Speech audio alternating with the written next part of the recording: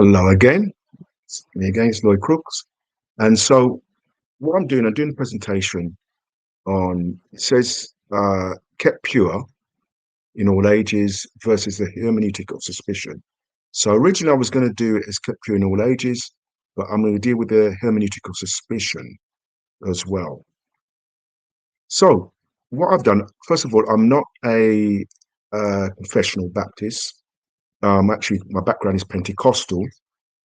But I really like the Westminster Confession of Faith. So I thought it'd be interesting. It said the Old Testament in Hebrew was a native language of the people of old. New Testament in Greek, which at time of writing was just known to all nations, being immediately inspired by God and by singular care and providence, kept pure in all ages, and therefore authentical. So as in all concepts of religion, the church is finally to appeal unto them. Yeah. So it's something, even though I'm not a confessional, it's something I actually agree with. Yeah. So the scripture says, "Thy word is pure, and thy servant loveth it." Every word of God is pure and is assured unto them that trust him.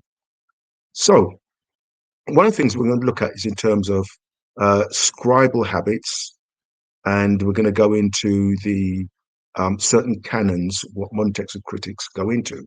So Alan Taylor Farms, he did a study in scribal habits, and he used quite a unique method by using the exemplar or and the basis what the copy was made from. So he worked predominantly with late manuscripts. And what he said, he based on these five alone, these manuscripts he used, you find that the scribes were tremendously accurate, that's good, and careful copies of their texts. At no point we found evidence of scribal corruption for theological purposes. Yeah. So I'm going to go into that, right? So they're looking for scribal corruption for theological purposes. Now, when they talk about for theological purposes, they're talking about orthodoxy. So a lot of studies in scribal habits, really, they don't find, there's very few examples of scribal corruption for theological purposes. But what modern scholars do, they look for scribal corruption to promote orthodoxy. And we'll see why they do that as we go in. So what did the early church fathers say about the early manuscripts of their time? Origen of Alexandria said the difference among the manuscripts have become great, either through the negligence of some copies or through the perverse audacity of others. They either neglect to check what they have transcribed or in the process of checking lengthen or shorten as they please. So what you find is Origen saying the manuscript this time was very diverse, they were very different, and we actually see that with the earliest manuscripts. They don't really relate so much to each other. Dionysius of Corinth, when my fellow Christians invite me to write letters to them, I wrote these, the apostles of the devil are filled with tears, take away some things and adding others, for them the woe is prepared. Tertullian of Carthage, accusing Marcion of altering scripture. Marcion, you must be shown to have tampered with the scriptures. You put your knife to it and not the pen. So he chopped up and cut off things, yeah? Eusebius of Caesarea, wherefore they have boldly corrupted the divine scriptures and have set aside the rule of the ancient faith. If anyone takes the trouble to collect their respective copies and compare them, he will discover the great discrepancy between them. And we see that with early modern manuscripts. So if this is what the early church fathers saying about the manuscripts of their time, why do we esteem the early manuscripts? Okay, let's look at something else. Now, the thing about is the early fathers were saying that the manuscripts were corrupted and introducing heresies rather than orthodoxy. So let's go further. Griesbach's canon. So Jacob Griesbach is he was really the grandfather of modern textual criticism and very influential. And a lot of those canons are adopted, may not in writing, but we'll see it as we go along, that Griesbach's canons are influential to this day with modern text critics. So what he said, 7 and 8 of his canons, he had a number of canons, and he said, preferably to others, the reading for which the meaning is apparently quite false, but which in fact, after thorough examination, is discovered to be true. A strange canon. He says, among many readings in one place, that the reading is rightly considered suspect that manifestly gives a dogma of the orthodox better than the others. So what Griesbach is introducing is a suspicion of orthodoxy in the manuscripts. Now, here's the thing. If you look what the early church father said, there was an issue of heresy amongst the manuscripts. He's now saying, be suspicious of orthodoxy within the manuscripts. So, hermeneutical of suspicion. While scribal habits are focused on theological amendments leaning towards orthodoxy, no studies have looked at scribal habits looking at heresy despite the messages by the church fathers. Textual critics adhere to Griesbach's canons and view orthodox readings with suspicion. Now, I've made quite a statement there. Let me read that one again. Textual critics adhere to Griesbach's canons and view orthodox readings with suspicion. So here's the thing. Let's look at the evidence. So one of the things we see here, and I'm going over the Byzantine tradition. The printed texts that have come out of the Byzantine tradition, which is very homogeneous. We've got Family 35, Hodges and Farstad, Robson Pierpoint, which I suppose I would say that Robson Pierpoint is probably the most dominant of the modern Byzantine tradition. We've got the patriarchal texts, and we have the text receptors. We've got the translations which come out of that. Family 35, the Sovereign Creator's Great, has spoken by Wilbur Pickering. Now, what I would do, I would definitely recommend Family 35 for its textual apparatus. It's the best. I personally think it's the best, especially if it comes from the Byzantine tradition. It is, I can't speak high enough. It's the difference with this and the Nestor's Land is that Nestor's Land doesn't really give a lot of emphasis on the Byzantine tradition or the differences within the Byzantine tradition. So Family is really great because it breaks down the differences within the Byzantine tradition and gives you, in terms of agreement with the various Byzantine printed texts. So you've got Hodges and Farstad. They didn't really produce an English translation. They were supposed to, but he passed away. But the only thing they produced was the NKJV Greek Interlinear. Robson Pierpoint, Adam Boyd produced a translation called the Text Critical English New Testament. Really good.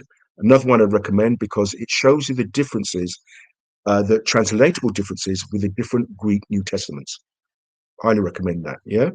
And the patriarchal text, 1904, is which translates to the Eastern Orthodox Bible.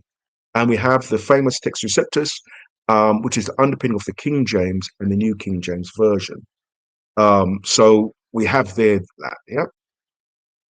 So one of the things I want to bring out, and you'll see it as I go on, for example, Matthew chapter 1, verse 7 to 10, and we see the King James and all the Byzantine types is Asa, the king's Asa, which is the correct reading. In Matthew 1, verse 10, it's Ammon. So what does the modern critical text say? So instead of saying Asa, they have Asaph. Instead of Ammon, they say Amos. Now, this is incorrect reading. All right, and I'll explain why it's incorrect. Now, let's look at this here. Support from printed Greek New Testament.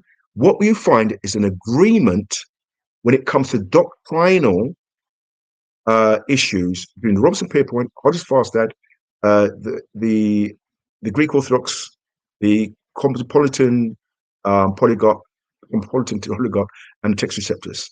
98% of manuscripts support the correct reading, 2% the incorrect reading, which is Aleph and B. Now, the interesting thing with Codex Vaticanus, Codex Vaticanus has the Septuagint in there. And when you go to First Chronicles 15, where Asa is mentioned, they have the correct reading. So in the same manuscript, in the Old Testament, you've got the correct reading, and it's Greek Old Testament, but in the New Testament, it's got the incorrect reading. And why is it important? Why is this particular variant important? Modern textual critics put the incorrect reading, Asa, a mistake made by the prophets. So they say that Matthew made an error. Okay. George Salmon is a mathematician, is a contemporary of Westcott and Hort, and he raises concern. But in the very first chapter of Matthew, St. Matthew, according to Westcott and Hort, the evangelist makes the name of one king of Judah, Asaph, instead of Asa, and of another, Amos, instead of Amon. If a Sunday school child thus mixed up the names of two prophets and two kings, we would not be satisfied with his answering. It seems hard to believe that St. Matthew knew no better. One, an unskilled critic might easily imagine there was a preponderance of manuscripts evidence in favor of the received text, which there is. Okay, so let's see what Bruce Metzger says. right? Almost most scholars are impressed by the overwhelming weight of textual evidence supporting Asaph. Yeah, I'm going down. I'm just going to read the highlight point. Since, however, the evangelists may have derived material for the genealogy not from the Old Testament directly, but from subsequent genealogical lists in which the erroneous spelling occurred. Now that's crazy, because the only list of kings of Israel and Judah is found in the Old Testament. It's found in Kings and it's found in Chronicles. So what list is he referring to? Right? As much as a scholar, it's a serious error here, because he said maybe they looked to another list. There's no list. There's no other list which lists the kings of Judah and Israel. So it's clearly wrong there. And even though he gives it a B rank, but this brings out the hermeneutic of suspicion. Where there's an error, let's put it on the apostles, and that goes back to Griesbach's canon. John 1 verse 18: no man has seen God at any time, only begotten Son, which is in the bosom of the Father, he has declared him. ESV says only begotten God. Why is that a problem? Now, notice here, and the point I'm going to keep on drilling home here, that the Byzantine printed editions of the Byzantine text agree when it comes to doctrine. There's no error introduced in Robinson Pierpoint, Hodder Farsad, the OC text receptors.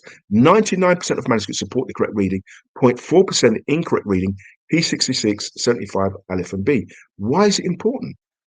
Yeah, why is it important? Now, remember I said before that studies in scribal perhaps looks for moving to orthodoxy. Why? Because the canon brings back a suspicion of orthodoxy. Now we have the Bruce Codex. Yeah, it's a Gnostic manuscript. This late early second, third century Alexandrian Codex contains the Sethian text where Sethius is proclaimed the only begotten God. This is true that only begotten God. This is the one without whom I select Alexandria. Yeah. He, the Son, was subsisting before times, ages, as perfect as God, only begotten, unchangeable. Ausentius of Milan, Arian, contra Sabellius. How Wolfer's Creed referred to the unbegotten God. An only begotten God, nothing exists. It's also interesting to know, I know that Irenaeus used both terms, but Athanasius never used that term. Now, considering when Codex Sinaiticus Vaticanus was written, Athanasius was around about the same time, because he understood what that term meant. More importantly, John never used the term only begotten God. He never used it. You see the hermeneutic of suspicion of orthodoxy coming through when dealing with these texts. So Bruce Metzger, he said, with the acquisition of P66 and P75, and he said, which undoubtedly is easier than only begotten God to be the result of scribal assimilation to John 3 verse 16, 18, and 18, and 1 John 4 verse 9. So all he uses only begotten Son, he constantly uses it. But this goes back to without looking at the history and the context when these papyri were written. Remember when we went back at the beginning, what did the early church fathers say about early manuscripts? What do we read about later manuscripts that were carefully written? Okay. 1 Timothy 3 verse 16 and 1 John 4 verse 3. Without controversy, great is the mystery of godliness. God was manifest in the flesh, justified in the spirit, seen by angels, preached on Gentiles, believed on the world, step into glory. 1 John 4 verse 3. And every spirit that confesses not that Jesus Christ is come in the flesh is not of God. And this is the spirit of Antichrist. The variant is come in the flesh, right? The ESV says, great indeed we confess is the mission of God. Who's he? Was manifest in the flesh. Who's he? And grammatically, that is incorrect. 1 John 4 verse 3, it takes out come in the flesh. So this talks about the incarnation here, right? Now, 1 Timothy 3:16, 98.5% of manuscripts support the correct reading, including A and C. 1% support the incorrect reading, which is Aleph. 1 John 4 verse 3, notice the unity with the printed Byzantine text. Yeah, they all agree. 94.8% of manuscripts support the correct reading, including Aleph, interesting. 2.6% support the incorrect reading, including A and B. Why is it important? Why? Because he's talking about the incarnation. right? As stated before, studies are focused on the theological changes based on orthodoxy rather than heresy. This is based on the hermeneutic of suspicion, that scribes adapted the text to suit orthodoxy rather than look at the impact and the effects of Gnosticism and Arianism on early tech manuscripts. They were not written in a vacuum. Okay. Famous one, Mark 16:9-20. Now, I recommend a book, Nicholas Young, um, brilliant book. James Snap Jr., brilliant book. These go into this. This one is mad because only two Greek manuscripts don't have it. And I've done a video on that. Some of the arguments against it don't stand up at all. So why is it important? The only manuscripts which admit this manuscript are Aleph and B. The importance is that modern text critics believe that Mark was written first and that Matthew and Luke came out from Mark. So the question is, how can Mark's gospel be a gospel without the resurrection? And how can, if Mark is the basis, this is Markan priority. If it's the basis, if Mark is the basis, right, of Luke and Matthew, it then potentially can put into question the resurrection. All right. So I just throw that. But in terms of Mark 16:9-20, it's definitely there. Um, and I've done a video on it before, but also recommend Nicholas Lund's book and James Snap Jr. He's brilliant. I can't speak highly of these guys. So summary. The Byzantine manuscript tradition does not introduce doctrinal error. It has differences, but it doesn't introduce doctrinal error. The Byzantine manuscript was actually used in the preaching and the worship in the life of the church. For example, the lectionaries, early church fathers. There's a book by Dean Burgon where he's done a collection of the fathers. The quotations of the fathers supporting the Byzantine tradition exceeds that of the modern textual critics. Yeah. So in the lectionaries, they line up with the Byzantine tradition. So you can see that we have a manuscripts that were in the life of the church and the preaching of the church. Yeah.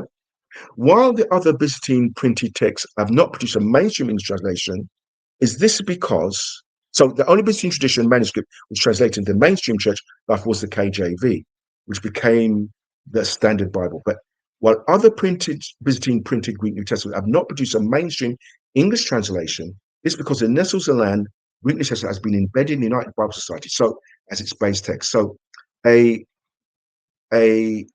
Greek New Testament cannot enter into mainstream translation unless it aligns itself with the United Bible Society. This is how the text itself, I did a video on this, how the text was overthrown, because when they reviewed the King James Version, they reviewed it in the 19th century. Westcott Hall introduced their Greek New Testament through that process. And I've done a video on that, you can see that, yeah? So what you find is that while the King James was essentially the English Standard Bible for 300 years, there's been no other standard Bible in modern times. And what do I mean by that? For example, if you've got Charles Haddon Spurgeon, when he went to preach, he'd be using the King James. But there hasn't been a standard version. So, for example, there are churches where somebody goes up with their Bible. I preach and teach from the King James because that's what we use. Now, if I go up and preach, say, from another Bible, right, you can literally see the confusion in people's faces. Well, it doesn't be like that, especially if you're used to the King James. So, but since that time, there's never been a standard version. Okay. All right, then. So I pray that may be a blessing to you, and God may bless you and keep you and make his face to shine upon you.